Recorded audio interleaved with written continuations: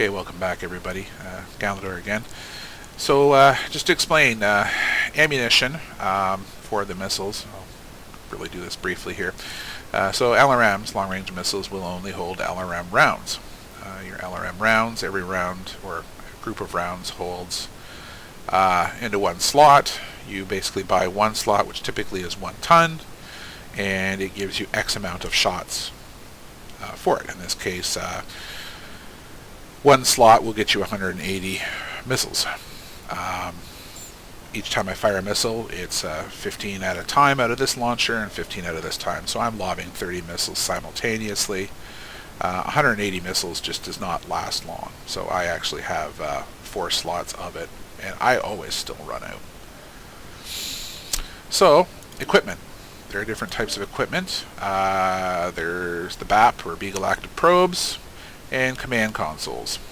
Beagle Active Probes mean you're able to scan other mechs out farther away, faster target acquisition, and information gathering. Some people like them. Some people think they're a waste of time. If you're running a scout mech, you really want it. Command consoles, they increase your sensor range, your zoom, and speeds up your targeting data. Not many people I know use them. Some mechs have them hard fit. Miscellaneous. Okay, this is where things get interesting.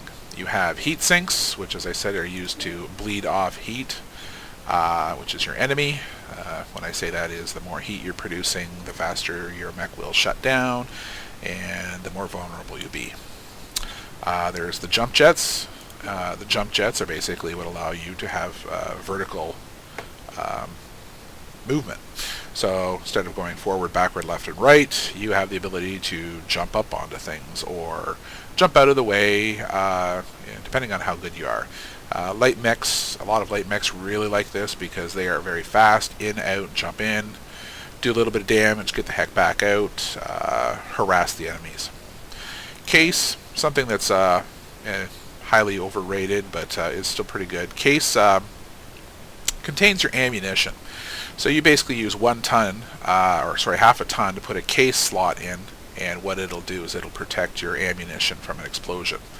Now, what I haven't been talking about here, and I'll just briefly touch on, is if you get a hit in, say for example, your left torso, and it's a critical damage, you see all these little individual slots here.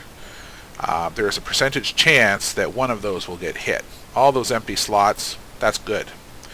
If your medium laser's hit, your medium laser goes down and you don't have it. Your jump jet gets hit, one of your jump jets, that's half your half your jump capability. If your ammo gets hit, there is something called an ammo explosion. And an ammo explosion means that the 15 rounds in this, or 180 rounds that are in this spot, will explode and do more internal damage.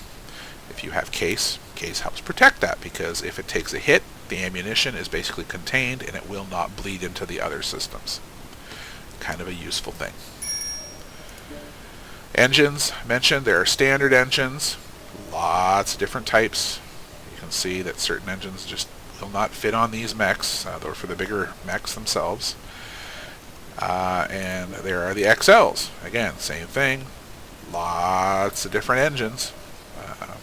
Better heat, less heat, more heat, faster speed, more space, kind of deal, tonnage. The other thing are modules. Modules are expendables. Standard fit for everybody in Legion of the White Rose is we generally have 1 airstrike set and UAV. So these are called consumables. Consumables are things that you basically, when you use them, it costs money.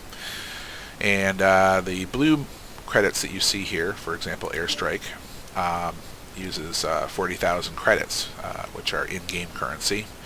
And what it does is, for example, an airstrike calls in a fighter strike on the target zone. It drops 6 bombs into the area after a 5-second time delay, does 35 points of damage each. So what happens is you'll see kind of target smoke will drop, and 5 seconds later, incoming explosion. It's pretty good because it allows you to hit things that are out of sight, behind objects sometimes, if you can tag it and then get out of the way. The other one that we have is the UAV, which is your unmanned aerial vehicle, which is used for reconnaissance, and it basically will help light up a battlefield, show the enemy positions, especially if the little buggers are actually running their ECM systems. So we have other things such as cool shots, artillery strike. There's the advanced UAV and priority airstrike. The priorities mean they just hit faster. So basically, instead of a 5-second time delay, it's a 4-second, and instead of 6 bombs, it does 10 bombs. That kind of thing. Mech modules. I'm not going to get into that right now, but there are some pretty nifty things you can get, but they're very expensive. Weapon modules. There are certain ones that will work.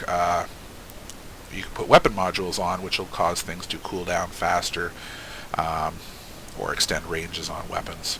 But I'm not going to get into that right now. So anyway, we're going to go back to the mechs here, and I'm going to go through a couple more things. I'm going to talk real quick about weapon groupings.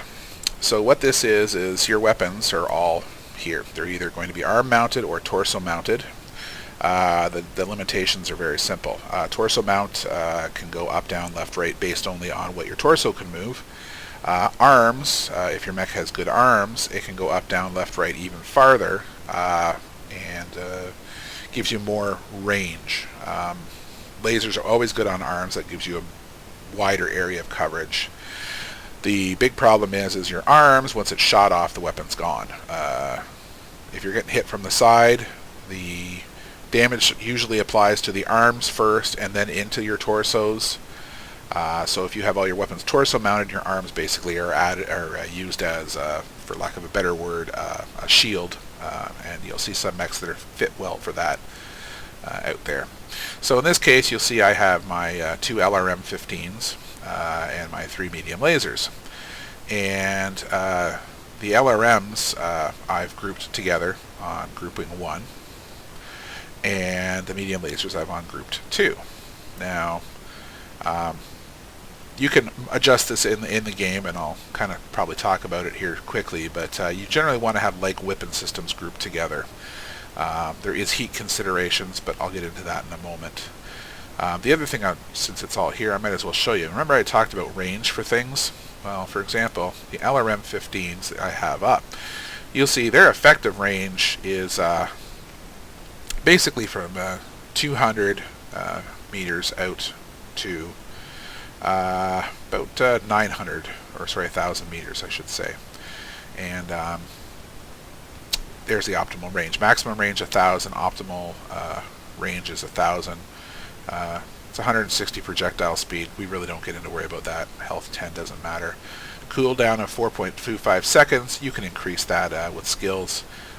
Generates 5 heat and does up to 15 points of damage. Medium lasers, you can see here.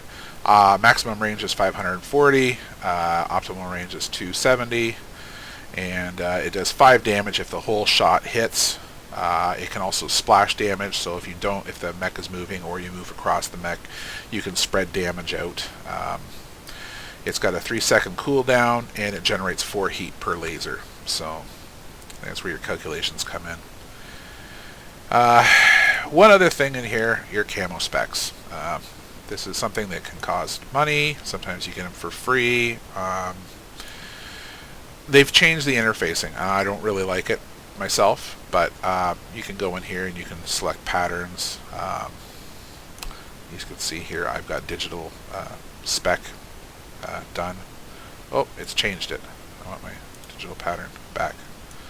Gotta get out of here. Home. No, we don't want to change that. Okay. Come on. Come on. Home. Continue. Yes, sorry. That's my digital camouflage. By the way, reason I run white and purple, I know you're thinking this is just stupid. That's the color of our unit. We do have a color scheme. The less senior you are, the more white you have. The more senior you are, the more purple you have. I just happen to like camouflage coloring, and it does look a little silly, but hey, it's who I am. If you don't like it, go elsewhere. Back in here, we also have cockpit items. Your cockpit items, again, more money stuff. Sometimes you're gifted things.